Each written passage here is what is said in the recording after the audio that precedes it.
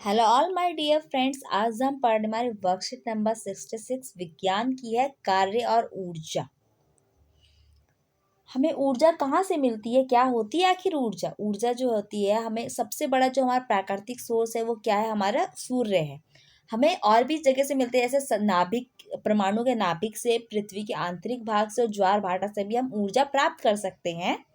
लेकिन विज्ञान क्या कहता है कि ऊर्जा एक निश्चित व सटीक अर्थ है ऊर्जा के लिए। इसे हम समझते हैं जैसे कि एक तीव्र वेग से आती हुई एक गतिशील बॉल है, वो क्रिकेट के विकेटों से टकराती है तो क्या होता है, विकेट जो होते हैं दूर गिर जाते हैं। ठीक है। दूसरा है, ऐसा आखिर क्यों हुआ। हमने क्या किया, ऊंचाई तक उठाया हुआ हथौड़ा जब लकड़ी के किसी टुकड़े पर हम कील पर प्रहार करते हैं तो कील क्या होती है, वो लकड़ी के अंदर घुस जाती है। ऐसा क्यों होता है। तीसरा है, इसे हम किसी हवा भरे गुब्बारे के उसे दबाते हैं तो क्या होता है, उसकी आकृति जो है बदल जाती है। ऐसा क्यों होता है। तो इन सभी सब में क्या हुआ कि वस्तु जो है, कुछ न कुछ वस्तुओं में कुछ कार्य हुआ। ठीक है। यानी कि वस्तु क्या है, विभिन्न माध्यमों से हमने कुछ कुछ काम किया जिसकी वजह से कार्य हुआ कुछ ना कुछ। और यदि किसी वस्तु में कार्य करने की क्षमता होती है, कोई वस्तु अगर कोई अपने आप काम करती है तो हम क्या कहते हैं कि उसके अंदर कुछ ना कुछ ऊर्जा है। तो जो वस्तु एक कार्य करती है उसमें ऊर्जा की हानि होती है, और जिस वस्तु पे कार्य किया जाता है उसमें ऊर्जा की वृद्धि होती है। जैसे कि बॉल जो है, इसके पास ऊर्जा थी, इसने ऊर्जा किसी को दे दी, यानी कि जब इसने क्रिकेट को मारे, क्रिकेट वाले विकेट्स को मारे, तब क्या हुए, सारी ऊर्जा उसको चली गई। जैसे हथौड़े के पास जितनी ऊर्जा थी वो सारी कील में जब लकड़ी के अंदर ठोकी तो सारी ऊर्जा उसके अंदर चली गई। और जब हमारा गुब्बारा है, गुब्बारे को जब हमने दबाया तो क्या हुआ, सारी ऊर्जा उसमें चली गई। ठीक है। विज्ञान क्या कहता है, ऊर्जा एक मात्रात्मक गुण है जिसमें किसी वस्तु को कार्य करने की या वस्तु को गर्म करने की या में क्या होती है, स्थानांतरित होती है। यानी कि क्या होती है, एक जो ऊर्जा है वो एक से दूसरे में स्थानांतरित हो जाती है। किसी वस्तु में कार्य करने की क्षमता को हम क्या कहते हैं, ऊर्जा कहते हैं।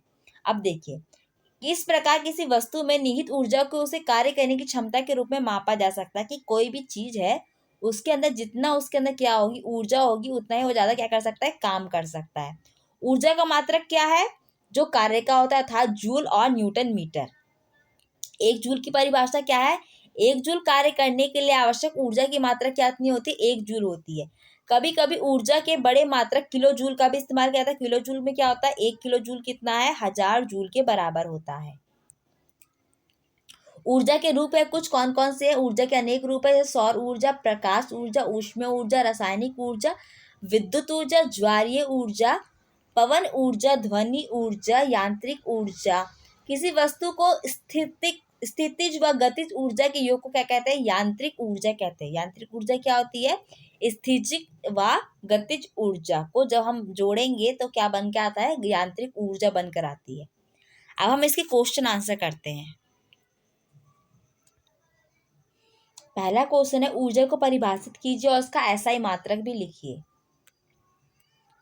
किसी ऊर्जा वस्तु में कार्य करने की क्षमता को हम ऊर्जा कहते हैं और उसका मात्रक एसआई यूनिट है जूल, जे से, और या फिर न्यूटन मीटर। दूसरा है, ऊर्जा के विभिन्न रूप क्या हैं। तो ऊर्जा के विभिन्न रूप कौन कौन से, सौर ऊर्जा, प्रकाश ऊर्जा, ऊष्मीय ऊर्जा, रासायनिक ऊर्जा, पवन ऊर्जा और ध्वनि ऊर्जा।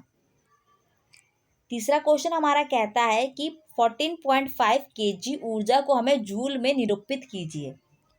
तो एक किलो जूल में कितना होता है, 1000 जूल होते हैं। तो 14.5 किलो जूल को हम क्या करेंगे, 145, आगे में 3 जीरो लगा देंगे हमारे किलो के हिसाब से, और फिर हमारा पॉइंट क्या था, 5 से पहले था तो हम 0 से पहले एक पॉइंट लगा देंगे, जूल लिख देंगे आके। फिर हमारा चौथा क्वेश्चन कहता है, सौर ऊर्जा किसे कहते हैं। सौर ऊर्जा क्या होती है, सूर्य से मिलने वाली रोशनी तथा ऊर्जा को हम सौर ऊर्जा कहते हैं, जिसका इस्तेमाल बहुत सारे वस्तुओं में करना शुरू हो गया। यानी कि सौर ऊर्जा का इस्तेमाल हम बहुत सारी चीज़ों में बनना भी स्टार्ट हो चुका है। आपको पता भी होगा कुछ सौर पैनल होते हैं जिससे बिजली बनाई जाती है, और भी बहुत सारी चीज़ें हैं। पांचवा क्वेश्चन है, पवन ऊर्जा कोई एक अनुप्रयोग लिखिए। पवन ऊर्जा का उपयोग कौन सा होता है, तो पवन ऊर्जा का उपयोग जो होता है बिजली बनाने के लिए किया जाता है। ओके फ्रेंड्स, यहाँ पे हमारा वीडियो कंप्लीट होता है। आई होप आपको वीडियो अच्छा लगा हो, इसे लाइक कीजिए, कमेंट कीजिए, शेयर कीजिए। आप भी वीडियोस देखने के लिए मेरे चैनल को सब्सक्राइब कीजिए। Thank you.